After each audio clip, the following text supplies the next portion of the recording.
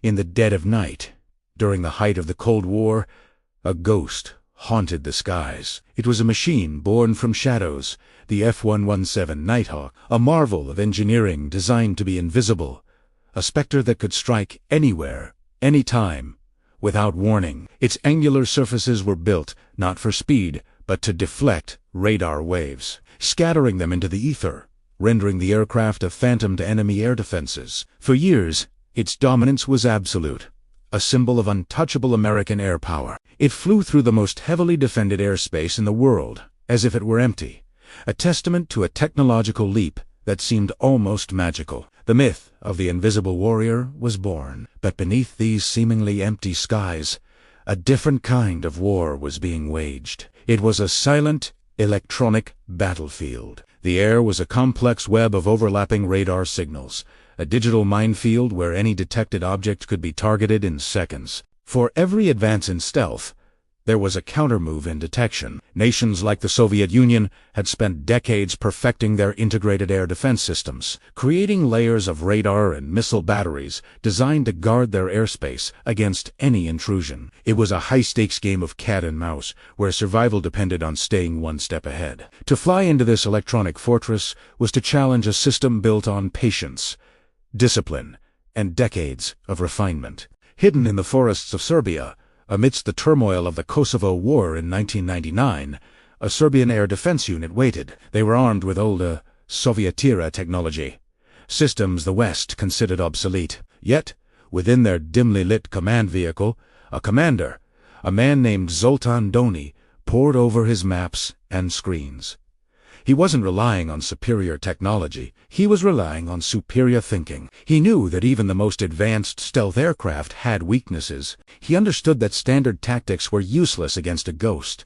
To catch a phantom, you couldn't play by the rules. You had to change the game entirely. Donnie's strategy was radical. Instead of keeping his radars on continuously, which would broadcast his position and allow the Nighthawks to easily avoid him, he ordered them to be powered down for most of the time. His crews would wait in the suffocating silence of their bunkers, sometimes for hours, with their systems cold. They were a trap, lying in wait. The idea was simple, but brilliant.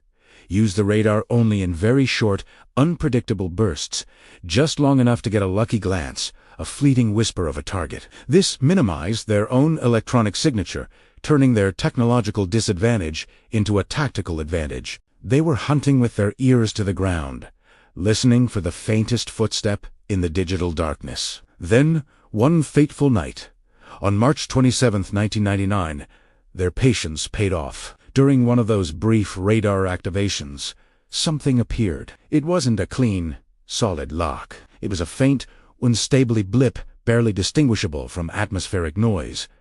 A ghost on the screen. For most operators, it would have been dismissed as a glitch, but this crew was trained to look for the unusual. With a surge of adrenaline and focused urgency, they worked to stabilize the signal. They had mere seconds before the opportunity vanished. At that very moment, miles above them, the F-117 pilot, confident in his aircraft's invisibility, made a routine and ultimately fatal decision. He opened his weapon bay doors to release his ordnance. That simple mechanical act was the chink in the armor. For a few crucial seconds, the clean, angular shape of the Nighthawk was broken. The open doors created a larger, more conventional radar signature. It was just enough. Back on the ground, the faint blip on the Serbian radar screen solidified. They had a lock. The order was given in a flash of fire and smoke that ripped through the night. A Soviet-designed SA-3 missile roared into the sky. It wasn't a sophisticated weapon, but it was guided by a crew that had outsmarted its target. The hunter had become the history was about to be rewritten. The missile found its mark. There was no massive, fiery explosion like you see in the movies. Stealth aircraft are not packed with fuel in the same way. Instead, there was a sickening thud, a shower of sparks, and the sound of tearing metal high in the darkness. The invincible jet, mortally wounded, began to tumble out of the sky. Inside the cockpit, the pilot was thrown against his restraints. His aircraft was gone. He pulled the ejection handle. In an instant, his seat rocketed him out into the freezing night air. His parachute deployed. a small orange canopy glowing faintly against the vast, dark canvas of the Serbian sky. He was alive, but now he was a man, alone and vulnerable, drifting down into enemy territory. On T-ground, the search began immediately. Serbian soldiers and local police fanned out across the fields, their flashlights cutting sharp beams through the darkness. The hunt for the downed pilot was on. Capturing an American pilot would be a massive propaganda victory. But elsewhere, another, more sophisticated operation was already in motion. The U.S. military had a sacred rule: leave no one behind. A combat search and rescue team was scrambled. A specialized helicopter, flying low and fast, raced toward the pilot's last known position. A silent and competent force moving through the same hostile skies. Hours later, in a tense and dramatic rescue, the American helicopter located the downed pilot. Under the chaotic wash of the rotor blades, Special Forces operators rappelled down, secured him, and hoisted him back aboard. They were in and out before enemy forces could close in. A quiet display of incredible skill and courage.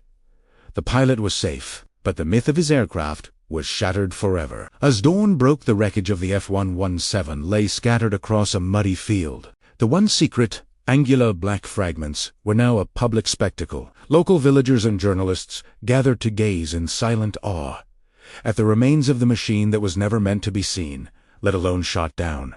The ghost had been unmasked. Years passed. The war ended. Wounds began to heal. In an extraordinary postscript to this story of conflict, the two main adversaries met. Dale Zelko, the American pilot, and Zoltan Doni, the Serbian commander who shot him down, came face to face. There was no animosity. Instead, they shook hands, two professionals who had been on opposite sides of a war, now meeting as friends. They found common ground, a shared humanity that transcended the conflict that had once made them enemies. Their story became a powerful reminder that even in war, it is people, not machines, who matter most.